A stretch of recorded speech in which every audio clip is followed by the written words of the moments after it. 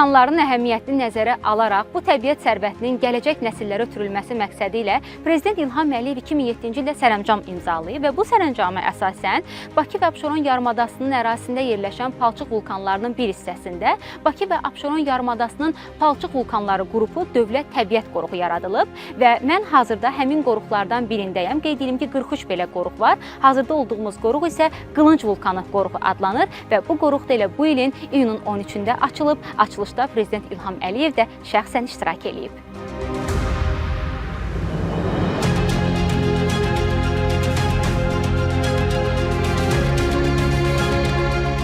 Qiymət məsələsinə gəldikdə isə böyüklər üçün 5 manat, tələbələr üçün 3 manat, qazi, şəhid ailələri və məktəblər üçün isə tamamilə ödənişsizdir. Turistlərə isə 15 manatdır.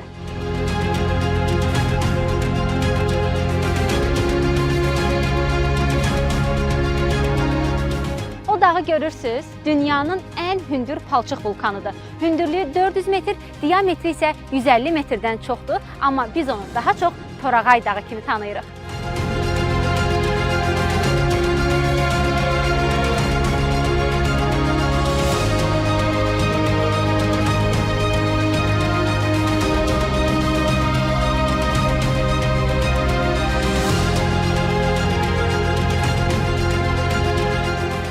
Ərazisi olduqca geniş olan kompleksi rahat gəzmək üçün belə golf maşınları da var. Gördüyünüz bu maşın isə xüsusi olaraq 50-lər üçün nəzərdə tutulub, tamamilə ödənişsizdir.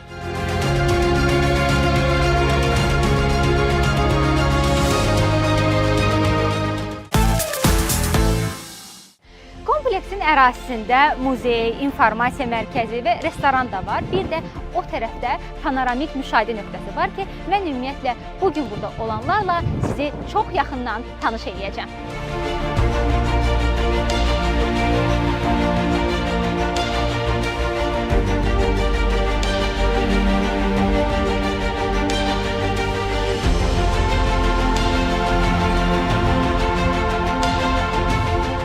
Bura qoruğun restoranıdır.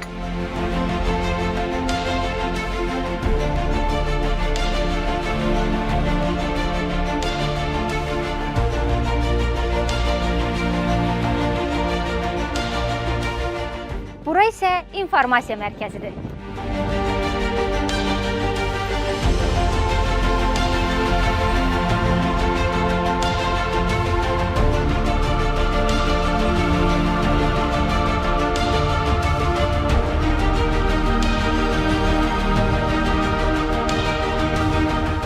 Gəlin əvvəlcə başlayaq sərgi zalından.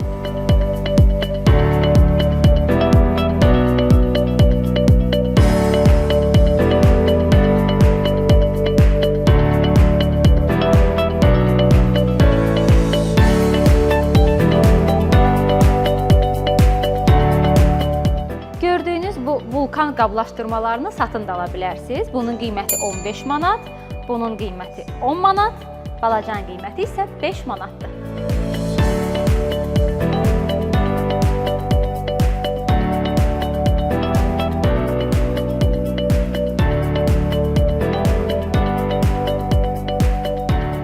Burada sərgilənən kiçik suvenirləri siz həm də satın ala bilərsiniz. Məsələn, bu vulkanın qiyməti 25 manatdır.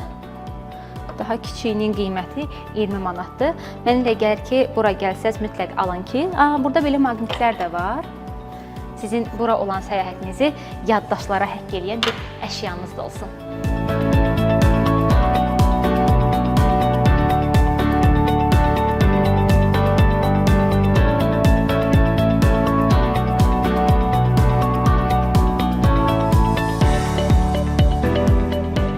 Məlumat mərkəzinin digər otağı isə gördüyünüz bu rəsm qalereyasıdır. Bunun fərqliliyi ondadır ki, bu qalereyada olan bütün şəkillər neftlə çəkilir və qeyd edim ki, burada mütəmadi olaraq master-klasslar da keçirilir.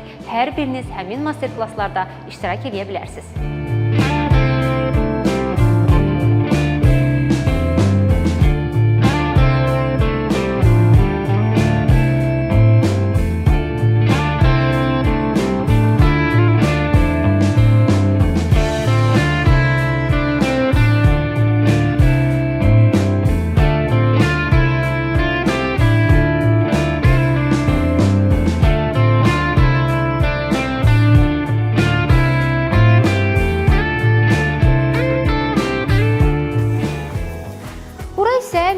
daşlar sərgisidir. Bu vulkanın ətrafında olan daşların hər biri vulkan mənşəli, digər ətrafda olan daşlar isə Azərbaycanın müxtəlif bölgələrindən əldə olunan qiymətli daşlardır.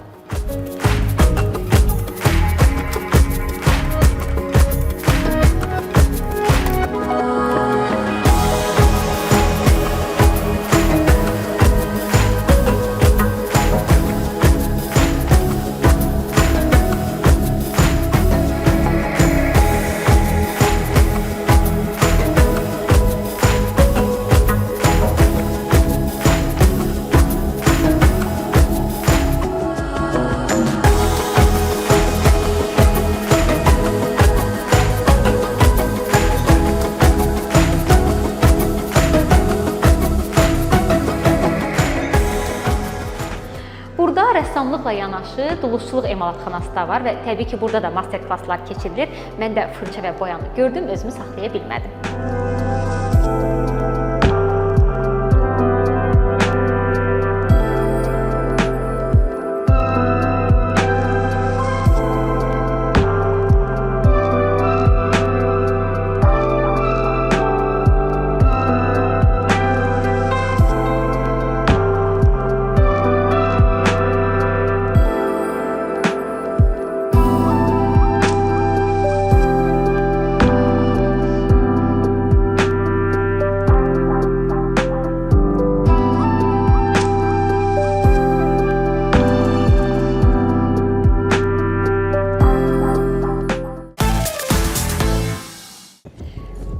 Günəşin şüaları altında çəkilişə başlasaq da artıq göyün gürultusunu eşidirsiniz. Bura leysan yağış yağır, amma bizim çəkilişimiz hələ də davam edir. Hətta ora uzaqda bilmirəm görə bilirsiniz yoxsa yox, qar da yağır.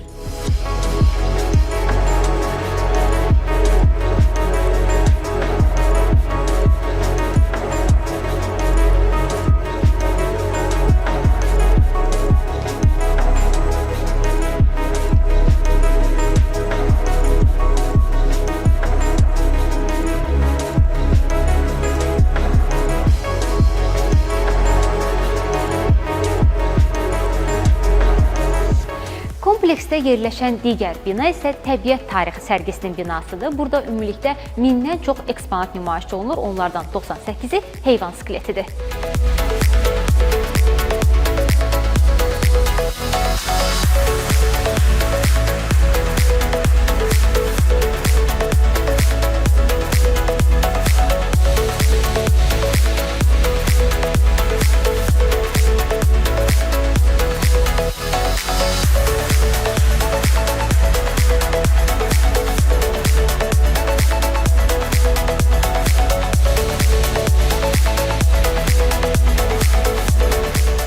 Hazırda yanında olduğum bu eksponat isə Binəqədi kərkədanı sayılır. 55-75 min il bundan əvvəl yaşayıb və hazırda nəsli kəsilib. Bu kərkədan 1938-ci ildə Bakı ətrafında, yəni Binəqədidə 4-cü dövr flora və fauna abidəsində aşkar olunub. Qeyd edeyim ki, Binəqədi 4-cü dövr flora və fauna abidəsi nəinki Azərbaycanda, ümumilikdə dünyada nadir sayılan təbiət abidələrindəndir.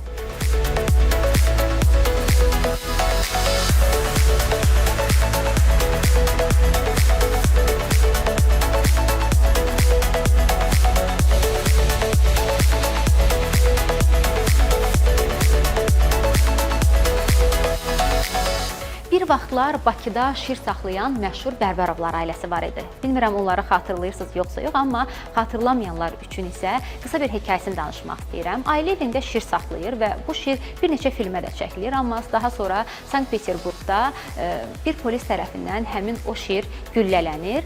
Bunun hekayəsi əslində çox uzundur, sadəcə olaraq vaxtımız yoxdur deyə mən sizə qısa danışıram. Və ailə çox böyük sarsıntı keçirdiyinə görə Kazan şəhərinin zooparkından ailəyə ikinci bir şir hədiyyə olunur. Bu şirin adı olur King 2, çünki birinci şirin adı King 1 idi. Söhbət bu şirdən gedir. Yəni hədiyyə olunan şir bu şirdir. Yəni ki, onun hazırda skeleti burada nümayiş olunur. Bu şir də bir neçə filmlərə çəkilir, elə şöhrətli heç də birinci şirdən geri qalmır. Daha sonra isə 1980-ci ildə çox bədbəxt bir hadisə baş verir. və bu şir ailənin oğlu Romanı parçalayır. Hazırda dediyim kimi həmin o şirin skeleti burada nümayiş olunur və hadisə zamanı polis tərəfindən şirə 2 atəş də açılır ki, bax həmin o kəllə hissəsində də o güllənin izlərini görmək olur. Ailənin digər bir ev heyvanı da var idi. Hər nə qədər bu ev heyvanı sayılır ya yox onu bilmirəm. Söhbət pumadan gedir. O pumanın da skeleti burada da nümayiş olunur.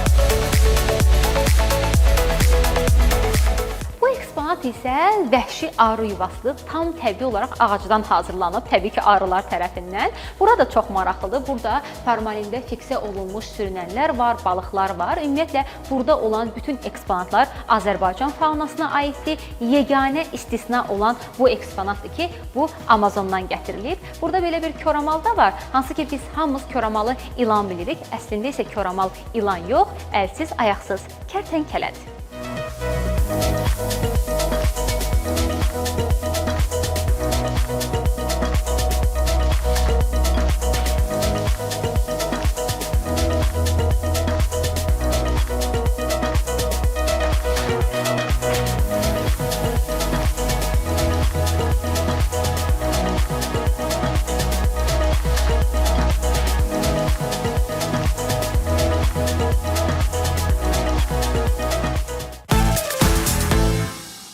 Bayaqki şıdırğı yağışa bax, bir də indiki günəşə bax. Bugün niyəsə hava belə tərəddüd içərisindədir.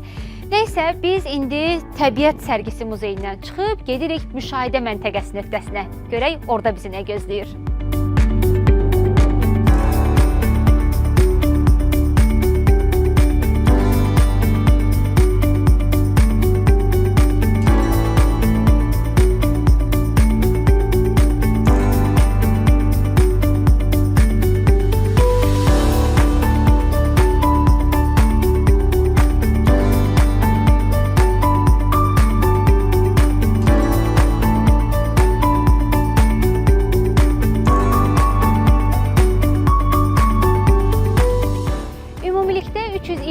Uzunluğu olan bu estakada ilə nəhayət ki, gəldik çatdıq vulkanlara, Qılınc vulkanına.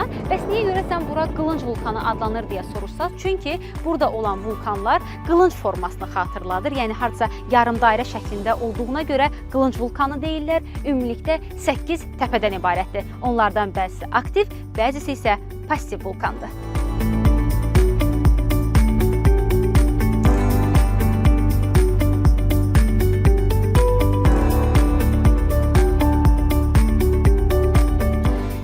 İnsanlar palçıq vulkanını dəri üçün olduqca əhəmiyyətli, faydalı hesab edirlər və hətta palçıq vulkanının vannasını qəbul edənlər də var. Bəs bilirsiniz ki, əslində bunun heç bir elmi sübutu yoxdur.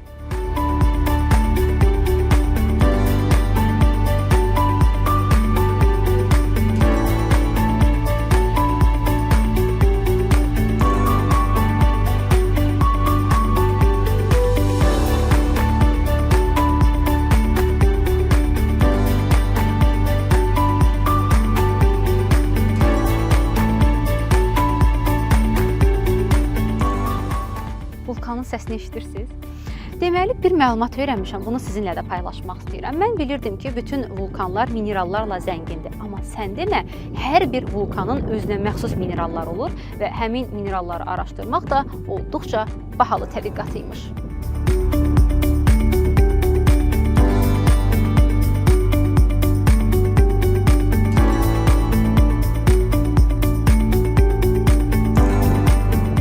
Hazırda müşahidə etdiyimiz bu proses doğrudan da vulkanların necə möcüzəvi bir təbiət hadisəsi olduğunun sübutudur.